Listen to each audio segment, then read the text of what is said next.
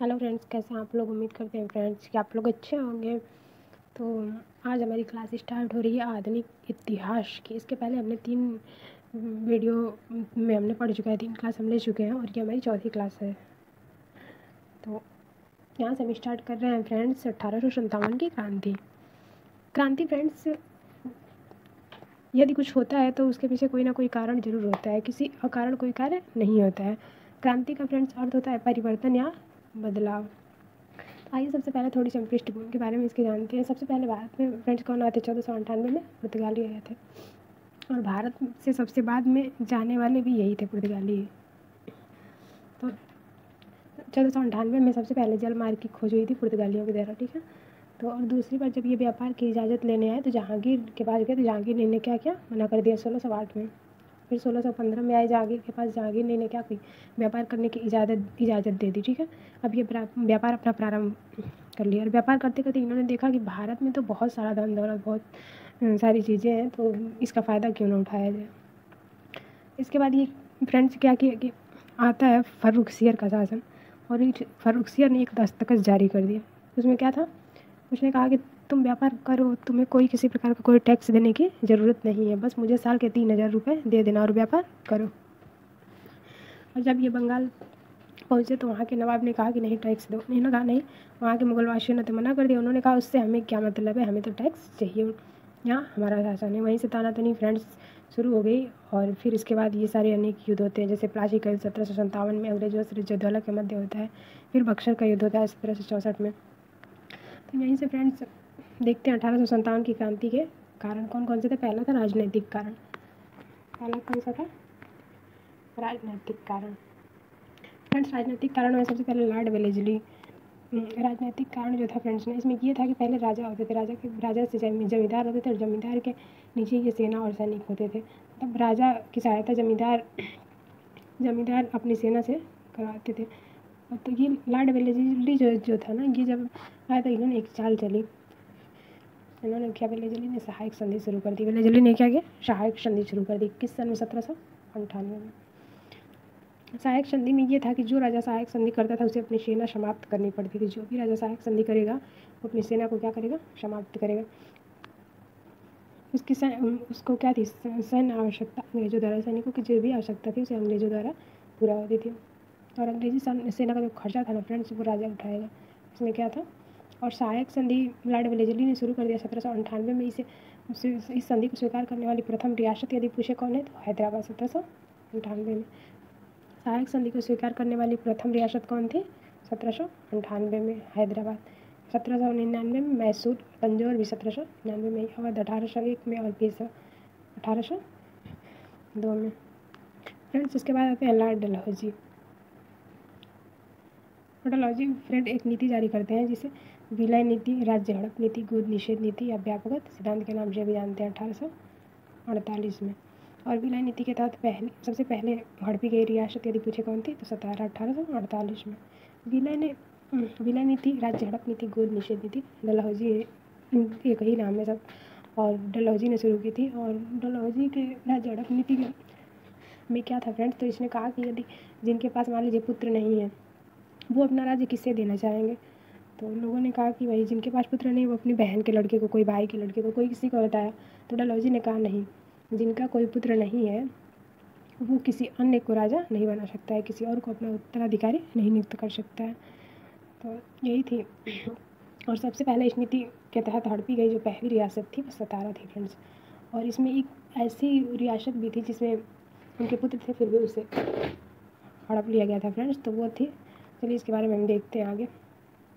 तो फ्रेंड देखिए, जैतपुर और संभल, उदयपुर, झांसी भी 1853 में हड़पी गई थी और नागपुर 1854। अवध को 1856 में हड़प लिया गया था। जो कि अवध के नवाब थे ये वाजिद अली शाह।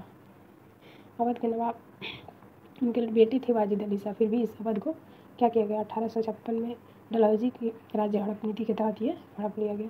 और इन पे क्या, वाजिद अली शाह जो थे इन पे क्या आरोप लगाया गया? कुशासन का, मतलब ये शासन को चलाने में सक्षम नहीं है। ये आरोप लगाकर क्या किया गया? अवध को 1856 में हड़प लिया गया। और इनकी बेगम थी फ्रेंड्स हजरत महल। इनकी बेगम का नाम क्या था? हजरत महल।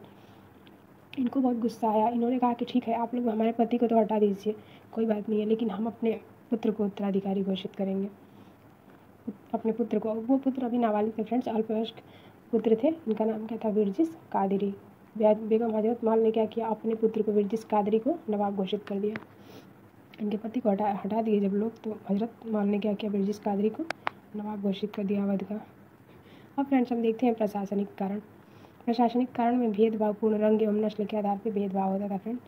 और उच्च पद जो थे ना, उस पर अंग्रेजों की नियुक्ति होती थी, और जो निम्न पद थे उन पर किसकी नियुक्ति होती थी? तो भारतीयों की नियुक्ति होती थी।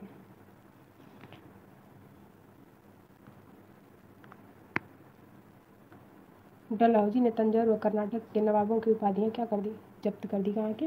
तंजौर व कर्नाटक के नवाबों की उपाधि जो थी उसे जब्त कर दी। अब आते हैं फ्रेंड्स हम सामाजिक एवं धार्मिक कारण को देखते हैं। तो इसमें आता है चार्टर एक्ट 1813। इसमें क्या आता है? Charter act 1813।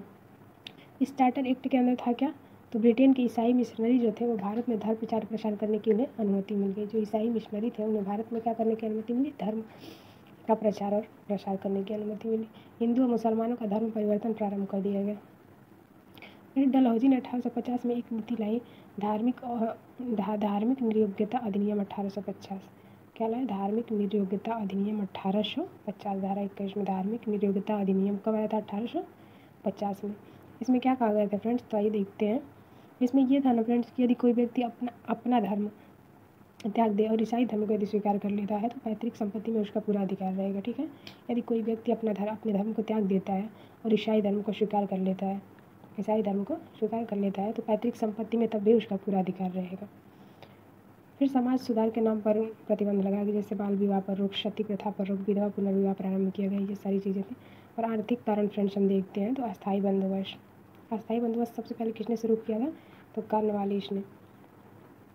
कब शुरू किया था? 1793 में। 1790 में ये अस्थायी बंदोबस्त शुरू हुआ था फ्रेंड्स, लेकिन 1793 में इसे अस्थायी कर दिया गया। इसमें जैसे 10 साल के लिए राजस्व निर्धारित किया गया। इसमें जैसे फ्रेंड्स मान लीजिए कि इसको अस्थायी कर दिया गया कि मतलब 10 साल तक एक ही रेट रहेगा, उसमें बढ़ेगा नहीं। ठीक है, जितना रहेगा, मान लीजिए आप लोगों की फीस स्कूल के 15,000 है फ्रेंड्स, और फिर ये क्या कर दिया? 1793 में मान लीजिए 35,000 फिक्स कर दिए, तो ये फिक्स रेट आप लोगों का 10,000 रहेगा 10 साल तक। ठीक है, तो अस्थायी बंदोबस्त को किसने स्टार्ट किया था? कॉर्नवालिस ने। और इस 1790 में इसे अस्थायी कब कर दिया? 10 वर्ष के लिए, तो 1793 में। अब आते हैं फ्रेंड्स रैयतवाड़ी व्यवस्था। तो रैयतवाड़ी प्रथा जो है, रैयत का अर्थ क्या होता है फ्रेंड्स? तो रैयत मीन्स होता है किसान। रैयत जो होता है इसका अर्थ क्या होता है? किसान। रैयतवाड़ी प्रथा ये कब लागू होती है? 1792 में। रैयतवाड़ी प्रथा कब लागू होती है? 1792 में, कर्नल रीड के द्वारा। किसके द्वारा? कर्नल रीड के द्वारा। और सबसे पहले ये रैयतवाड़ी प्रथा जो है कहाँ पे लागू होती है? तो बारामहल जिले में। कहाँ पे?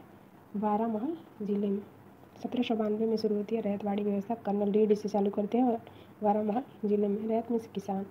मुन्नरों ने क्या किया? रैयतवाड़ी व्यवस्था पूरे मद्रास में लागू कर दिया। कौन? मुन्नरों ने। फिर ये पूरे दक्षिण भारत में लागू हुई फ्रेंड्स। 51% क्षेत्र पे ये रैयतवाड़ी किसान जो होते थे वो टैक्स देते थे, किसानों से टैक्स वसूला जाता था, और टैक्स न दे पाने पर इनके साथ अभद्रतापूर्वक व्यवहार किया जाता था फ्रेंड।